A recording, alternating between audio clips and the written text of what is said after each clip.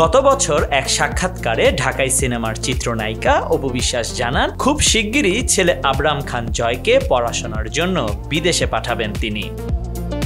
এর কারণ হিসেবে পরোক্ষভাবে বুবলির সাথে তার কাদা ছোড়াছুড়ি, শাকিব খানের বিয়ে বিচ্ছেদ নিয়ে বিভিন্ন সময় নেতিবাচক খবরকেই ইঙ্গিত করেন অপু। তিনি ব্যাখ্যা করেন, এখানে কিছু নোংরা জিনিস দ্রুত ছড়িয়ে পড়ছে যা ওদের জীবনে প্রভাব পড়তে পারে, ফলে বাচ্চারা মানসিকভাবে হালকা হয়ে যায়। তাই আমার কাছে মনে হয় খুব তাড়াতাড়ি জয়ের দেশের বাইরে যাওয়া উচিত। যখন চিন্তা করেছি জয়কে বিদেশে পাঠাবো তখন খুব বেশি খারাপ লাগেনি, কিন্তু যত দিন যাচ্ছে ততই খারাপ লাগছে। তবে খারাপ লাগলেও কিছু করার নেই, সন্তান ভবিষ্যৎ করার দায়িত্ব তো বাবা মায়েরই। তবে নতুন বছরের শুরুতেই অপু জানালেন, জয়কে বিদেশে পাঠানো নিয়ে তার চিন্তা ভাবনায় পরিবর্তন এসেছে। এর কারণটি নাকি বাবা ছেলের মধুর সম্পর্ক।